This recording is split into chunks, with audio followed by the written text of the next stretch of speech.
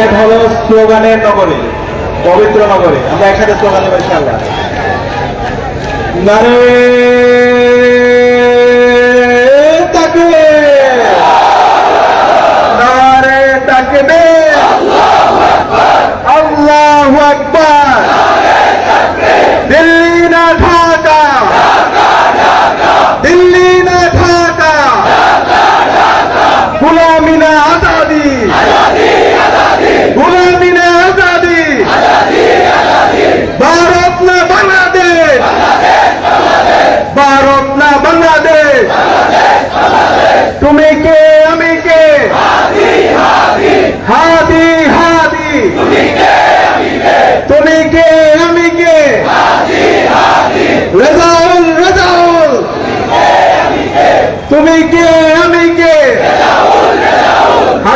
হা মানে হাদি, না মানে মোদি।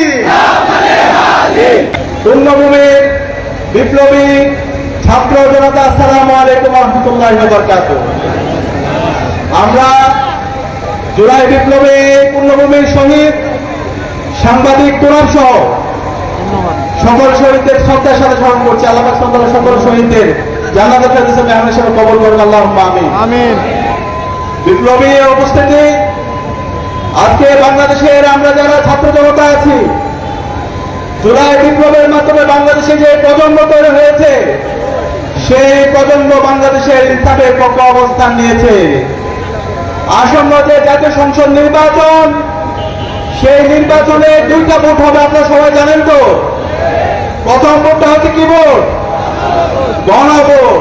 এই গণভোটে হাকে বিজয় করার জন্য আমাদের সবাইকে সিদ্ধান্ত নিতে হবে। আমরা কি পারবো ইনশাআল্লাহ? আমরা যারা এখানে উপস্থিত হয়েছে প্রত্যেককে এক একজন অ্যাম্বাসেডর হতে হবে। এই সিলেটের প্রতিটি পাড়ায় মহল্লায় গণভোটে হাকে বিজয় করার জন্য আমাদেরকে ক্যাম্পেইন করতে হবে। আমরা কি পারবো ইনশাআল্লাহ?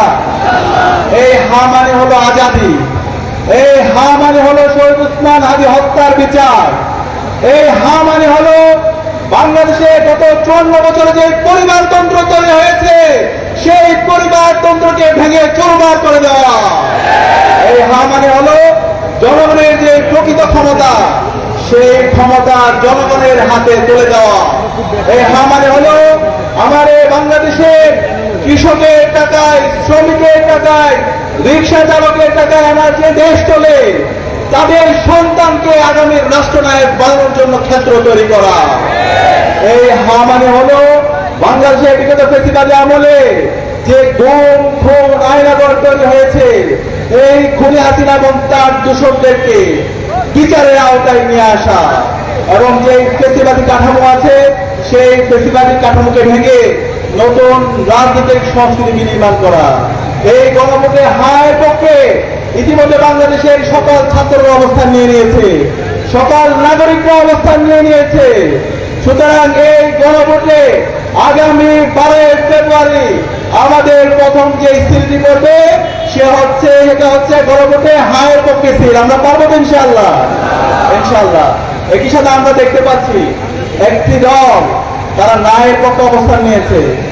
এই না মানে হচ্ছে ভারতের দালালি করা, এই না মানে হচ্ছে দিল্লির যারা দালালরা আছে তাদের পক্ষে অবস্থান নেওয়া, এই না মানে হচ্ছে আবার পিলকের হত্যাকাণ্ড এই স্বাধীন বাংলাদেশে সম্পন্ন করার জন্য বন্দোবস্ত করা, এই না মানে হলো বিচারিক হত্যাকাণ্ডের মাধ্যমে আবার জাতীয় নেতৃবৃন্দকে শহীদ করা, হত্যা করার পরিকল্পনা করা, এই না মানে হলো আবার বিগত সময়ে যে 3টা নির্বাচন হয়েছে, সেই ফ্যাসিবাদী কাঠামোতে আবার নির্বাচন করার বন্দোবস্ত তৈরি করা, এই না মানে হলো আবার আয়নাগর তৈরি করা, এই না মানে হলো আমাদের ইলিয়াস আলী থেকে শুরু করে ব্যারিস্টার আরমান এবং মাইকেল চাকমাকে যে গুম করা হয়েছে, সেই গুমের সংস্কৃতি আবার ফিরিয়ে নিয়ে আসা। সুতরাং এই জুলাই প্রজন্ম বেঁচে থাকতে বাংলাদেশে যারা ন্যায়ের পক্ষে দালালি করছে, তাদের স্থান আমরা হতে দেব না। আমরা বলতে চাই বাংলাদেশের রাজনৈতিক দলগুলোকে, ইতিমধ্যে 11 দলীয় জোট ঐক্যবদ্ধ বাংলাদেশ, বাংলাদেশ জামাত ইসলামের নেতৃত্বে যে জোট গঠিত হয়েছে, তাদের নির্বাচনী ক্যাম্পেইনে তারা হায়ের পক্ষে অবস্থান নিয়েছে। তাদের যত ক্যাম্পেইন হচ্ছে তারা হায়ের পক্ষে ক্যাম্পেইন করছে। কিন্তু আমাদের কষ্ট লাগে দীর্ঘ ফ্যাসিবাদী বিরোধী আন্দোলনে যারা আমাদের সহযোগিতা ছিল, তারা আজকে ইনিয়ে বিনিয়ে ন্যায়ের পক্ষে অবস্থান নিচ্ছে।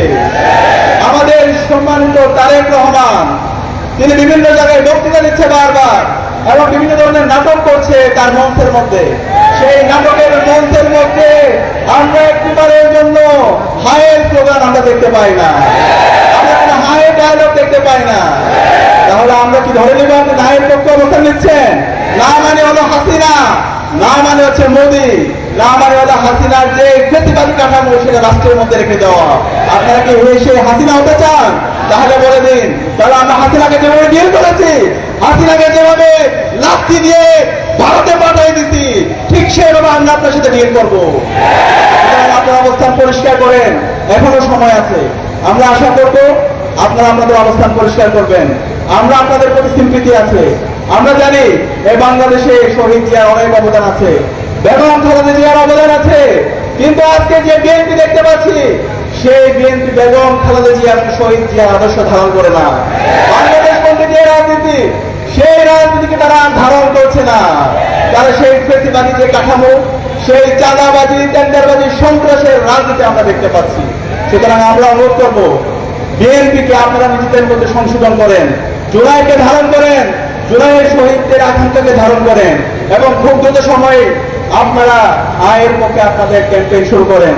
কিন্তু হায়ের পক্ষে যদি আপনাদের অবস্থান পরিষ্কার না করেন, তাহলে 12 ফেব্রুয়ারি পর্যন্ত যেতে হবে না। তার আগে বাংলাদেশের মুক্তিকামী ছাত্র জনতা আপনাদের বিরুদ্ধে গণরায় দিয়ে দিবে। আপনাদের যে অবস্থান ছিল, আপনাদের ভুল রাজনীতির কারণে আপনাদের সেই অবস্থান নষ্ট হয়ে যাচ্ছে।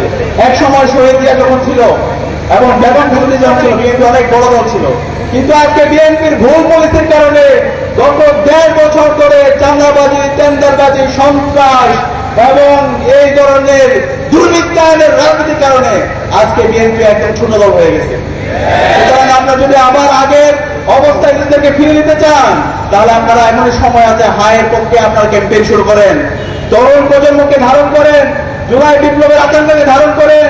বাংলাদেশের যে গণতান্ত্রিক ধারা অব্যাহত হয়েছে ছাত্র সংসদ নির্বাচনকে কেন্দ্র করে, সেই নির্বাচনগুলোর পথে আপনারা অন্তরায় হবেন না। আমরা অনুরোধ করব তারেক জিয়াকে, আপনি দ্রুত সময়ের মধ্যে আপনার এই রাজনৈতিক দলকে, আপনার দলের গুন্ডাদেরকে আপনি সামলান। আমরা গতকালকে দেখতে পেয়েছি জুলাই বিপ্লব পরবর্তী আমাদের যে আকাঙ্ক্ষা ছিল বাংলাদেশের নির্বাচন হবে ফ্রি, ফেয়ার, ক্রেডিবল এবং সহিংসতা মুক্ত, কিন্তু আমরা দেখতে পেয়েছি গতকালকে শেরপুরে বাংলাদেশ জামাত ইসলামের উপজেলা সেক্রেটারি রেজাউল করিম ভাইকে বিএনপি সন্ত্রাসীরা কুপিয়ে হত্যা করেছে। এখন পর্যন্ত এই সন্ত্রাসীদেরকে রাষ্ট্র অ্যারেস্ট করতে ব্যর্থ হয়েছে এবং প্রায় 100-র অধিক নাগরিকদেরকে আহত করেছে। আমরা বলতে চাই, নির্বাচন কমিশন আপনারা কি করছেন? আপনারা এখন পর্যন্ত হাতে ছুরি পরে বসে আছেন। আপনাদের কাজ কি? এই নির্বাচন যদি সুস্থ, অবাধ এবং নিরপেক্ষ করতে না পারেন, বিগত ফ্যাসিবাদী আমলে বাংলাদেশের নির্বাচন কমিশনারদের যে পরিণত হয়েছিল, তার চাইতে খারাপ পরিণতি আপনাদের হবে। আমরা সাবধান করছি, নির্বাচন কমিশনের কাজ হচ্ছে একটি সুস্থ এবং অবাধ ক্রেডিবল নির্বাচনের আয়োজন করা। সুতরাং এই বিএনপি যে সন্ত্রাসীরা আমাদের রেজাউল ভাইকে হত্যা করেছে, এই সন্ত্রাসীদেরকে বিচারের আওতায় নিয়ে আসতে হবে এবং এই হত্যার দায় জনাব তারেক রহমান আপনাকেও নিতে হবে। কারণ আপনি আপনার প্ল্যান আছে বলেছিলেন, কিন্তু আপনার এই প্ল্যানের মাধ্যমে এই গুন্ডাদেরকে আপনি সামলাতে পারেন নাই। এই হত্যার দায় আপনাকে নিতে হবে। আমরা একই সাথে দেখতে পেয়েছি এই বিএনপির সন্ত্রাসীরা গত 1 সপ্তাহ জুড়ে বাংলাদেশের বিভিন্ন প্রান্তরে 50-এর অধিক জায়গায় আমাদের মা বোনদের উপরে তারা হামলা করেছে। ওই বিএনপির সন্ত্রাসীরা, তোদেরকে সতর্ক করছি, কাপুরুষের মতো আমার মা বোনদের উপর হামলা করবি না। আরেকটা যদি হামলা করতে আসিস, তোদের হাত ভেঙে ফেলা হবে। আমরা সহ্য করবো না। এই জুলাই বিপ্লবে 15 জুলাই খুনে হাসিনা এবং তার দোসররা ঢাকা বিশ্ববিদ্যালয়ে আমাদের বোনদেরকে মেরে রক্তাক্ত করেছিল। এর প্রেক্ষিতে খুনে হাসিনা এবং তার দোসররা বাংলাদেশের মুক্তিকামী ছাত্র জনতার দুর্বার আন্দোলনের মাধ্যমে সে ভারতে পালাইছে। তোরা যদি আবার আমার মা বোনদের উপর হামলা করো, তোরা লন্ডনে পালাতে সময় পাবি না। সাবধান করছি, এখনো সময় আছে। বাংলাদেশ বন্ধু রাজনীতি কর, ভারত বন্ধু রাজনীতি করিস না। একই সাথে আমি অনুরোধ করবো নির্বাচন কমিশনকে এই পরিবারতন্ত্রকে টিকিয়ে রাখার জন্য তোমরা যদি একটা দলকে অধিক ফেসিলিটি দান করো, তাদের পক্ষে অবস্থান করো, তাহলে তোমাদের এখানে থাকার দরকার নেই। আমরা সব কিছু অবজার্ভ করছি। আমরা অনুরোধ করবো নির্বাচন কমিশন যে একটি স্বাধীন প্রতিষ্ঠান, নির্বাচন কমিশনের যে কাজ একটি সুস্থ নির্বাচন বাস্তবায়ন করার জন্য সেই কাজ যেন সঠিকভাবে করে। একই সাথে আমরা দেখতে পেয়েছি গতকালকে এই বিএনপি সন্ত্রাসীরা বাংলাদেশের স্বাধীনতার সার্বভৌমত্বের অন্যতম আমাদের গান্ধারী বাংলাদেশ সেনাবাহিনীর উপর হামলা করেছে।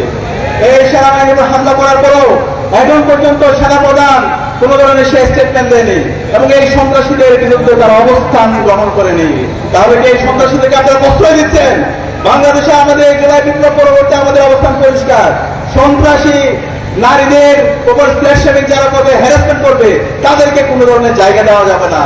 তাদের বিরুদ্ধে আমাদের জিরো টলারেন্স আমরা ঘোষণা করছি। সুতরাং আমরা অনুরোধ করবো বিএনপিকে এই ধরনের সন্ত্রাসের রাজত্ব যারা কায়েম করছে, গত 1.5 বছরে অন্তঃপুরে যে 200-এর অধিক মানুষকে হত্যা করেছে, এই সমস্ত সন্ত্রাসীদেরকে আপনারা সামলান এবং তাদেরকে বিচারের আওতায় নিয়ে এসে আপনাদের দলকে সংশোধন করেন। একই সাথে গণভোটে হাকে বিজয় করার জন্য হায়ের পক্ষে আপনারা ক্যাম্পেইন শুরু করেন। তারা আশা করছে ইনশাআল্লাহ বিএনপির যে হারানো অতীত আছে সেটা ফিরে আসবে। আপনারা কি মনে করেন কিনা? ইনশাআল্লাহ আমরা বিএনপি শুভাকাঙ্ক্ষী হিসাবে বিএনপিকে সেই আহ্বান জানাচ্ছি। একই সাথে আজকের যে আমাদের যে গণজমায়েত, এই জমায়েতে আমরা সবাইকে দাওয়াত দিয়েছিলাম, বিএনপিকে দাওয়াত দিয়েছি, জামায়াতকে দাওয়াত দিয়েছি।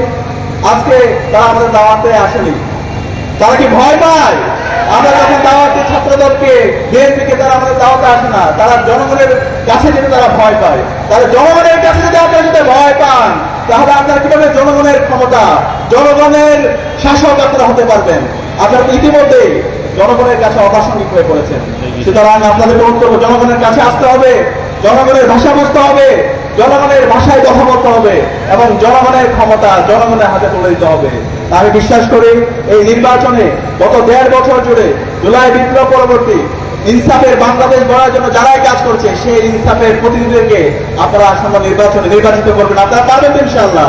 এবং এই প্রতিনিধিদের মাধ্যমে বাংলাদেশে গত 54 বছরে যে ফ্যাসিবাদী কাঠামো তৈরি হয়েছে, বাংলাদেশে যে চাঁদাবাজি, টেন্ডারবাজি, গুম, খুন, আইনাগরের রাজনীতি তৈরি হয়েছে, ক্যাম্পাসে ক্যাম্পাসে যে সন্ত্রাসের রাজত্ব হয়েছিল, সেই রাজনীতির কবর রচনা করা হবে ইনশাআল্লাহ। সেই উদাত্ত আহ্বান জানিয়ে এবং আসন্ন নির্বাচনে গণভোটে হাকে বিজয় করার জন্য সিলেটের সর্বপর্যায়ে প্রতিটি গ্রামে, প্রতিটি পাড়ায় পাড়ায় গণভোটে হায়ের ক্যাম্পেইন করার উদাত্ত আহ্বান জানিয়ে আমি আবার কথা এখানে শেষ করছি। ইনকিলাব জিন্দাবাদ।